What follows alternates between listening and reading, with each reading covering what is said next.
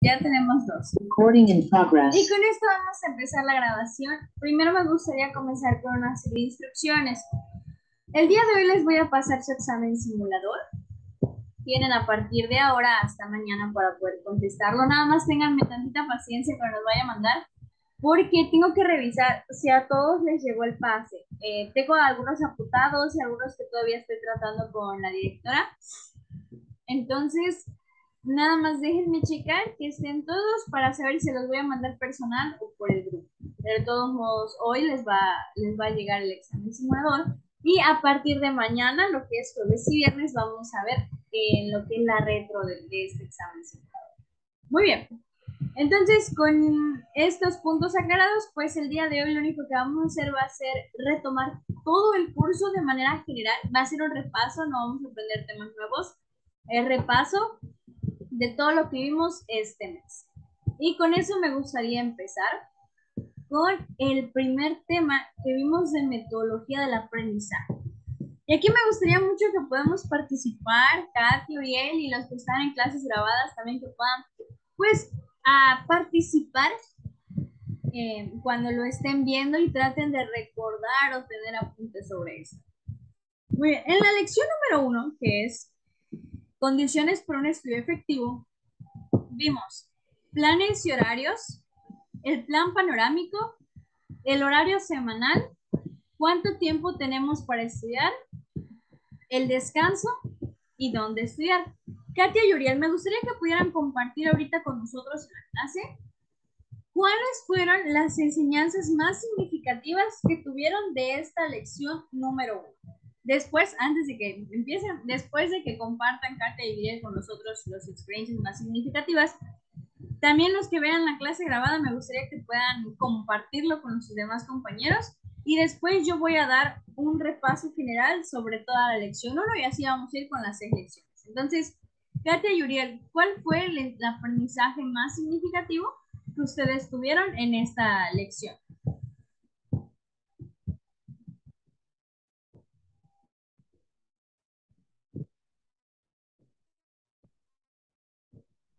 O los aprendizajes. En realidad me gustaría que sean mínimo dos, tres ideas.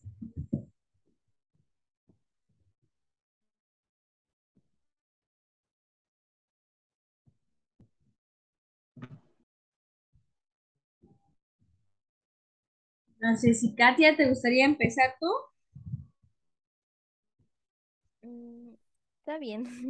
Yo pienso que un aprendizaje fue de cómo hacer nuestro horario, porque así nos pudimos organizar mejor. También el tiempo de estudio.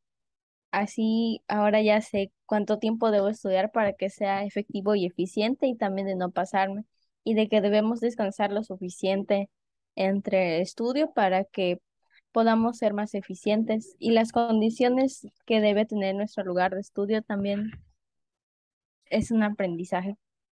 Ok, Katia, gracias. Y antes de que pasemos con Uriel, ¿te acuerdas de cuánto tiempo es el adecuado para estudiar? ¿Cuánto tiempo debemos descansar? ¿Y cómo nos mencionaba que debía ser el lugar de estudio? Eso, son los puntos que me mencionaste.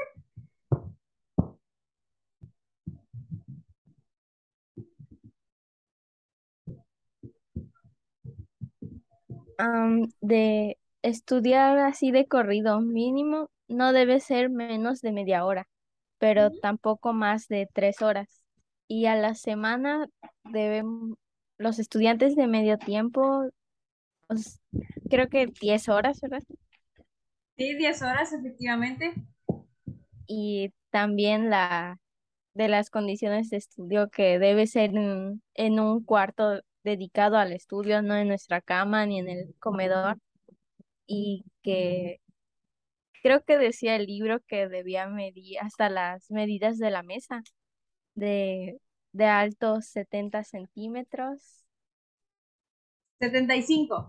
75, Así es. mm, de largo, creo que 1 metro, y Metros, de ancho 50 centímetros, creo. 45. Casi, 45.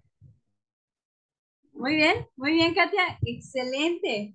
Y Uriel, ¿tú qué me podrías comentar? ¿Qué aprendizaje significativo tuviste en esta lección número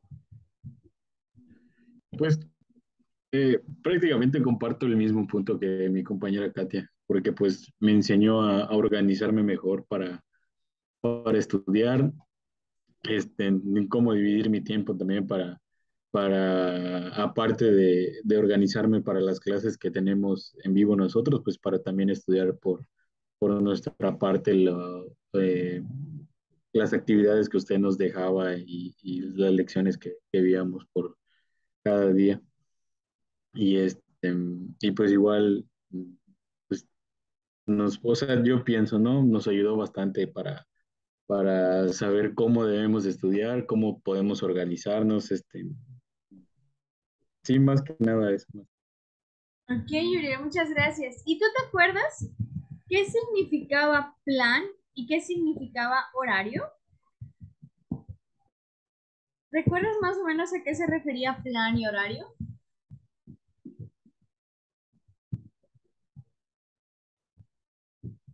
Nada más para ver, puede ser con sus propias palabras, no tiene que ser lo que dice el libro. Lo que recuerdan, que han aprendido, qué es un plan y qué es un horario.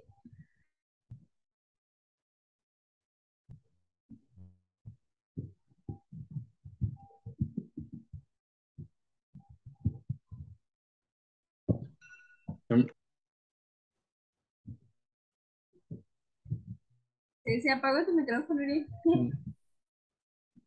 No me acuerdo muy bien, maestra, de lo que era plan y el horario. Ok, no te preocupes, Uriel, es lo que vamos a retomar el día de hoy. Gracias, Katy y Uriel, por los comentarios del día de hoy. Y vamos a ver globalmente qué era la lección uno. Entonces, en la lección uno, que era condiciones para un estudio efectivo, vimos sobre planes y horarios. El libro nos define un plan como un proyecto general de un proceso de estudio. Cuando nosotros planificamos, buscamos una meta y es como los pasos a seguir para la meta a la que queremos alcanzar. Un ejemplo era terminar la tarea de metodología del aprendizaje. Y un horario dice que son de gran eficiencia y valor porque permiten conocer la estructura de nuestro día o en caso de que sea horario semanal, de nuestra semana. Es aquel orden que nosotros ponemos según horas para hacer diversas actividades, ya sea diario o semanal. De igual manera, el plan panorámico es un plan completo para un semestre escolar o para un año. Este es un plan ya programado y realizado por otras personas del cual nosotros debemos seguir y se realiza por medio de tal vez un semestre o un año. Es uno más complejo, esa es la definición. Y ejemplo de plan panorámico serían los cursos de radio y televisión. Veíamos precisamente, ya hablamos del horario, el horario en general, el horario semanal es lo mismo, pero ahora de toda una semana realizamos esta actividad de poner qué vamos a hacer prácticamente cada hora y modificar nuestro horario a medida que sea lo posible para que las horas no queden desperdiciadas, medias horas por aquí en las que no hagamos nada. Veíamos el cuánto tiempo nosotros debemos estudiar y que existen dos factores limitantes. El primero, que el estudiante estudia muy poco tiempo. Los 30 minutos no son suficientes. Esto es como un calentamiento para el estudio. Y cuando son más de 3 horas sin descansar, deja de ser eficiente nuestro estudio. Aquí lo voy a saltar porque eso ya lo revisamos en la actividad. ¿Y cuánto tiempo debemos para estudiar? Si nosotros como estudiantes de medio tiempo debemos estudiar 10 horas a la semana, pues esas 10 horas se van a dividir entre todos los días de la semana en lugar de estudiar un día a las 10 horas, porque así resulta eficaz. ¿Ok? Un descanso aproximado, me voy a adelantar al tema de la unidad 2, pero debemos descansar por lo menos 12 horas de un estudio al otro estudio por lo menos. Normalmente es 24 horas, pero el libro de metodología de los aprendizaje nos dice que el descanso debe de ser de aproximadamente 12 horas de un estudio para el siguiente. Idealmente, las horas de estudio deben ser temprano por la mañana, pero si no se puede, en otras circunstancias, pues el estudio se debe realizar en la tarde, pero idealmente es en la mañana.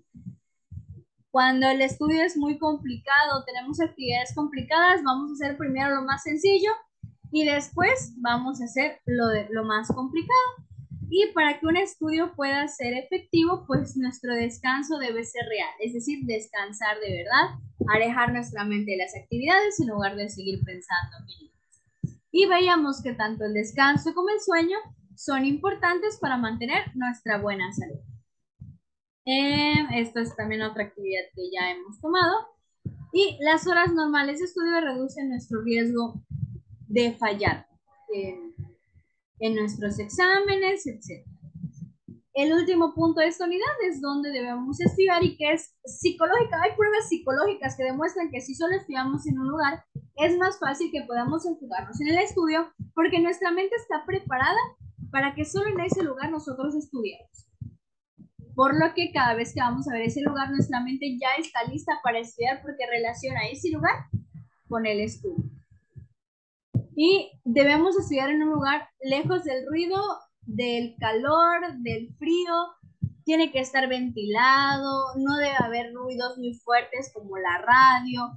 Y vemos que hay dos tipos de distracciones, las dinámicas, que son el ruido o el ajetreo que no podemos controlar, y las estáticas, que son como televisión, radio, videos de YouTube o periódicos.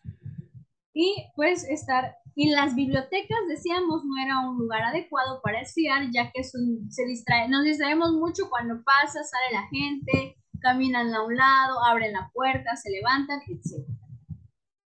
Y pues debe ser cuidadosamente planeado este cuarto de estudio. Posteriormente veíamos las medidas, que es la que decíamos, 75 de alto. Si tiene una máquina de escribir, ya no se usa, pero por si se los preguntan, con una máquina de escribir es de 65 centímetros y debe medir 48, un metro de largo, y me atinó más en Katia, es 48 centímetros, perdón, no era 45, 48 centímetros de ancho. Muy bien. Y en resumen, siempre hay que estudiar en el mismo lugar.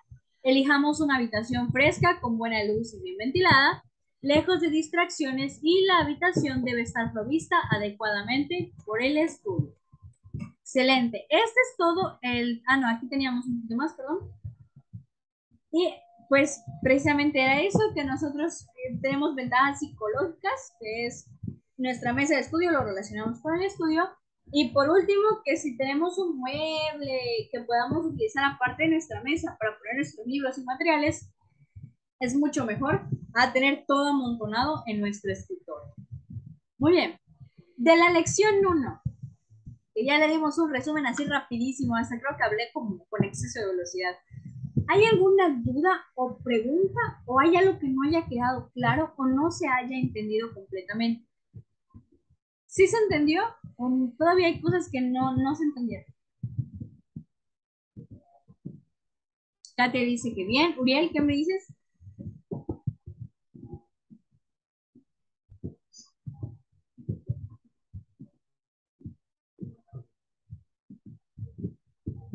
Bien. Uriel, ¿quedó alguna duda? ¿Todo bien? Ah, ok. Uriel dice que todo bien. Excelente. Vamos a pasar con la lección número 2 del libro. Vamos a hacerlo un poquito más dinámico aquí. Y la lección número 2 se llama aprendizaje eficiente. Vimos temas tales como atención e interés, la memoria, la diferencia entre los estudiantes, la motivación meta y conciencia del propio progreso, la comprensión, el aprendizaje de memoria y comprensión rutinarios, la organización del material, la relación de la materia con el mundo exterior, el uso y la discusión para promover el aprendizaje y el desarrollo de los hábitos de aprendizaje. Katia y Uriel, voy a preguntarles. Katia, primero, una pregunta así random. ¿Te acuerdas de cuál es la regla número 1 de la memoria? Es no memorizar algo que no hemos comprendido. Excelente, muy bien, algo que no hemos comprendido. Y Uriel, una pregunta. Cuando nosotros estamos estudiando una asignatura que no nos interesa, ¿Vamos a dejarla a un lado o vamos a tratar de entenderla? ¿Qué hacemos cuando hay una materia que no se nos dificulta mucho a nosotros o realmente no nos gusta? Vamos a tratar de entenderla. Vamos a tratar de entenderla, incluso si tenemos que ponerle un poquito más de esfuerzo, y esto va a ayudar con el interés. Y con esta respuesta me gustaría comenzar la pequeño repaso de atención e interés. Y normalmente, para tener un aprendizaje eficiente, debemos concentrar nuestra atención en el tema de estudio. Muchas veces hablábamos de los estímulos que son el agente físico, químico, mecánico que desencadena una reacción funcional en un organismo, es decir, todo lo que nos distrae. Y hay estímulos que podemos evitar y aquellos que sí. ¿Qué estímulo podemos evitar? El hambre, vamos a comer antes. ¿Qué otro estímulo podemos evitar? Que nuestro gato nos moleste, entonces voy a ir a mi habitación, lo voy a sacar tal vez. O se voy a encargar a mi mamá, a mi papá, a mi hermana, a mi esposo, a mi primo, lo que tengamos. Y hay estímulos que no podemos evitar, como lo es tal vez una persona que tengamos en casa que está enferma y tengamos que cuidar, o estar vigilando cada cierto tiempo.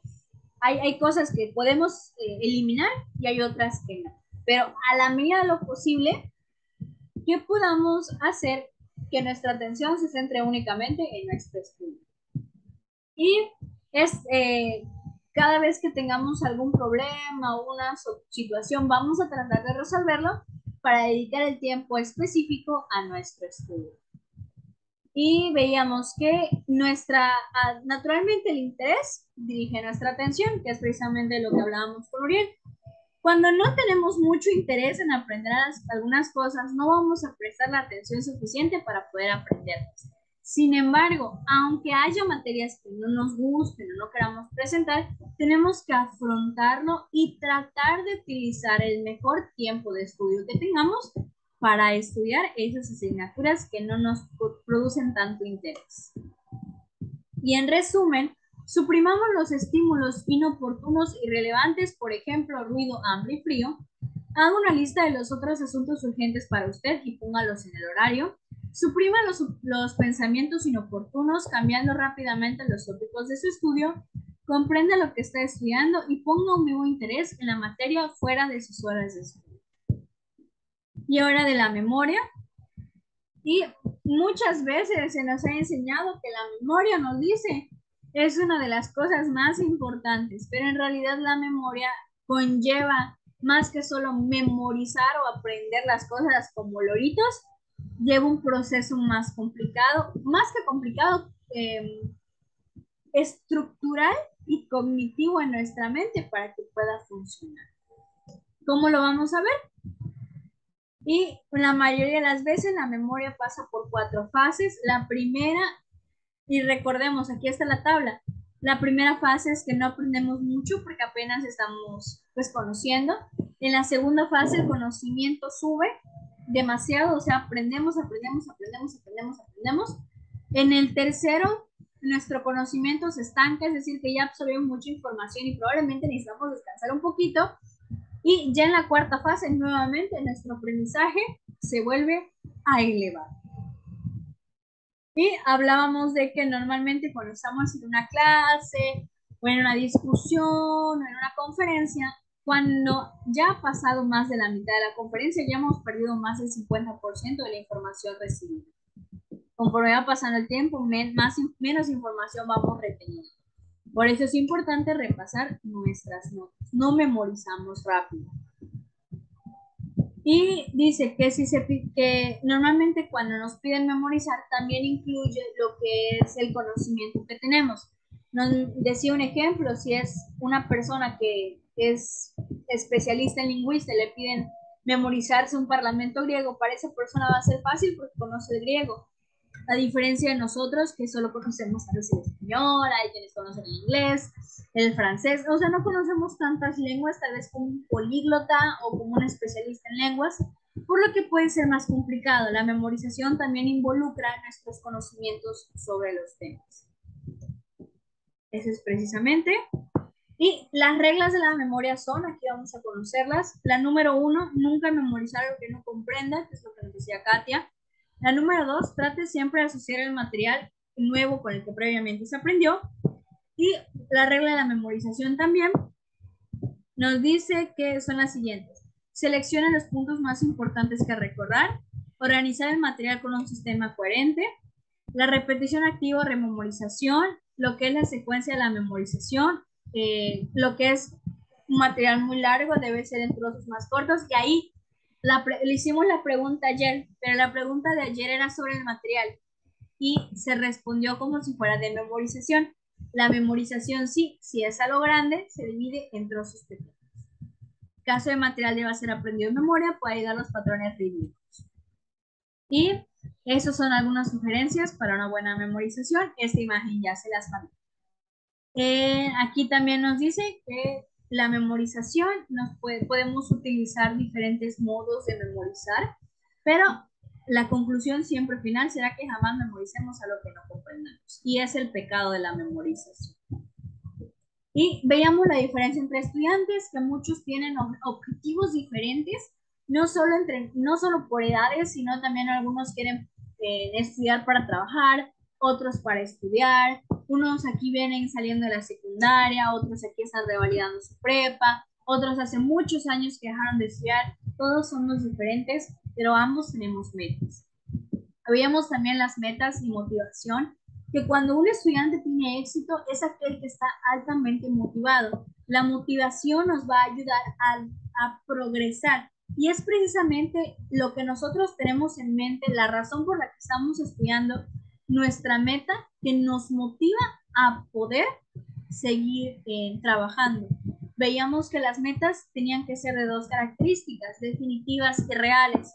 Definitivas, el hecho de que tienen que ser algo que se tiene que hacer y se tiene que verificar si se pudo o no hacer. Tienen que ser verificables. Y reales, que no sean ni demasiado baja para lo podemos hacer en cualquier momento, ni demasiado alta que no se pueda alcanzar y no cause satisfacción. Y aquí pues fue un repaso que nosotros hicimos. Y veíamos también que medir nuestro propio progreso era súper importante. Veíamos la comprensión, que la comprensión es esa parte de nuestro cerebro cuando ya absorbimos la información y esa información se comprende. Por eso la memorización aquí es importante que primero se tenga comprensión. Veíamos algunos métodos que utilizar como son estos, que también les envié en el chat. Si lo tienen apuntado sería muchísimo mejor.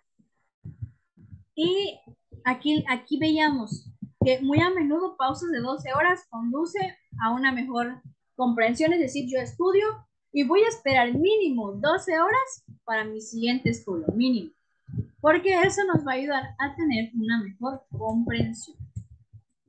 Bien. Y aprendizaje de memoria y comprensión rutinarios. Veíamos aquí el ejemplo de la niña que se sabía que era 3 por 5, pero no 5 por 3. Y aquí vemos por qué la memorización se tiene que hacer con comprensión. Y también porque la memoria nos ayuda mucho con nuestro día a día, porque si relacionamos las cosas con las cosas que hacemos normalmente, el aprendizaje con las cosas que hacemos normalmente, va a ser más fácil que nos lo podamos aprender de memoria.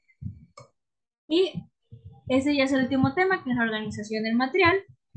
Y decía que nosotros debemos organizar nuestro material, cada quien lo organiza de la manera que más se le haga fácil, lo hace por títulos, tal vez por palabras clave, otro por importancia, etc. El material va a depender de los métodos de estudio de cada estudiante. Y veíamos que la ventaja de reorganizar el material es que podemos hacerlo y acomodarlo según nuestras necesidades, y la desventaja es que si no lo hacemos bien, en realidad el material solo nos va a estorbar.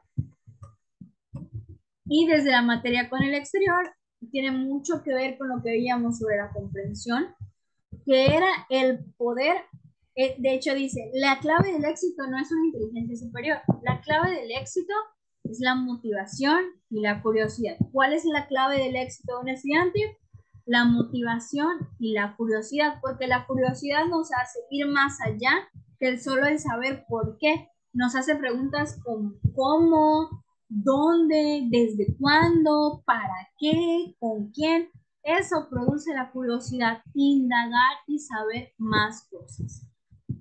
Y sí, el proceso de aprendizaje es individual, aunque lo hagamos entre muchas personas, sigue siendo individual, pero la discusión que es para que nosotros, entre varias personas, podamos comprender, también permite que nosotros podamos aprender individualmente. Lo que es la discusión permite que nosotros veamos hasta qué punto conocemos el tema y qué puntos debemos mejorar. Es decir, que si en una discusión hay algo que no nos sabemos, no nos desesperemos, al contrario, nos ayuda a qué debemos repasar y saber. ¿Bien? Y las funciones de discusión es comprobar el conocimiento y comprensión, proporcionar una veracidad y nueva comprensión y la relación activa del nuevo material en nuestra. Y el desarrollo de los hábitos de aprendizaje. Y aquí les voy a recordar nada más esa parte de cuando nosotros tenemos malos hábitos de aprendizaje y queremos mejorarlos, debemos hacerlo no solo, sino con otras personas, para que cuando queramos caer en los viejos hábitos, las personas que tengamos cerca nos ayuden a poder mejorar. Muy bien, en la lección 2 es la lección más larga. De la lección 2, ¿quedó alguna duda o todo bien? ¿Hay algo que no se haya entendido? Bien, de hecho son las lecciones creo que más sencillas. Nada más déjenme. Ya puse la lección 2. Vamos con la lección número 3, que es muy cortita también. Y estas son más sencillas de explicar que la lección 2, que está súper larga. Muy bien, de la lección número 2, veíamos tipos de lecturas, habilidades para leer mejor, la ampliación del vocabulario, 2I, L2R y sobre la elección de libros.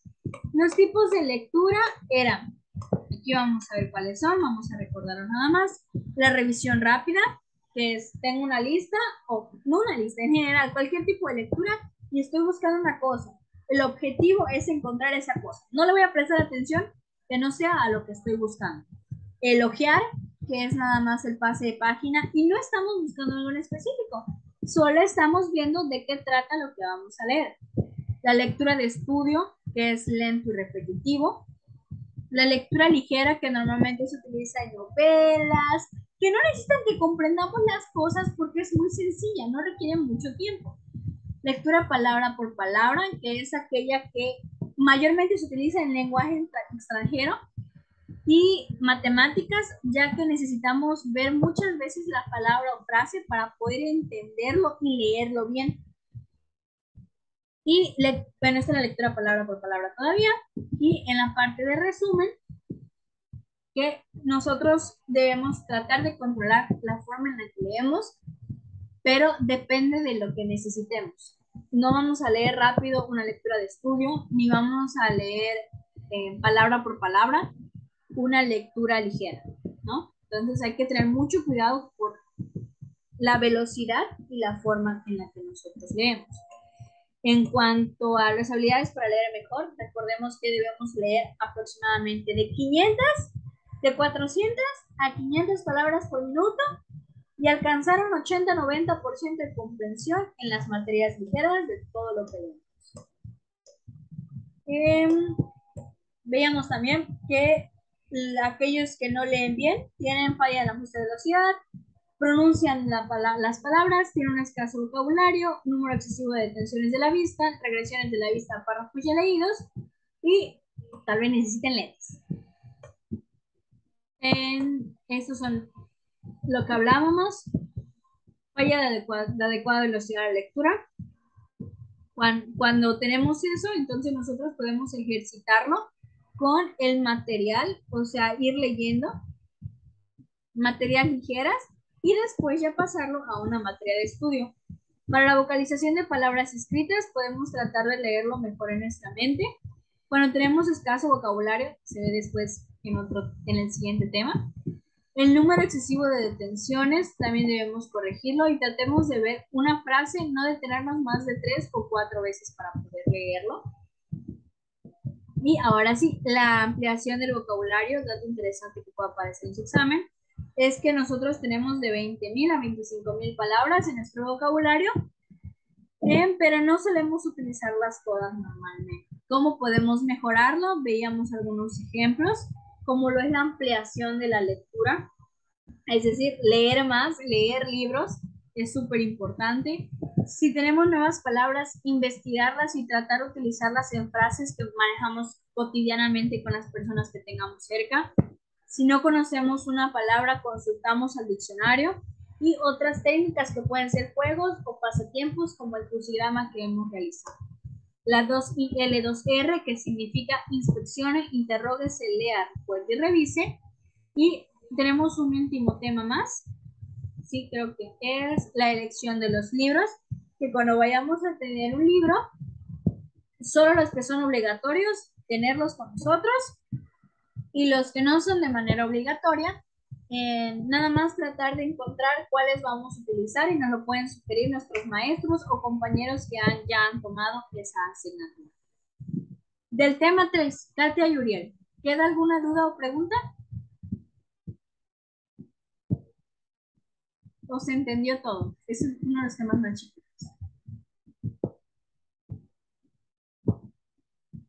¿Les quedó alguna duda? Por el momento todo bien al parecer. Entonces, excelente, ya leí bien. Gracias, Uriel.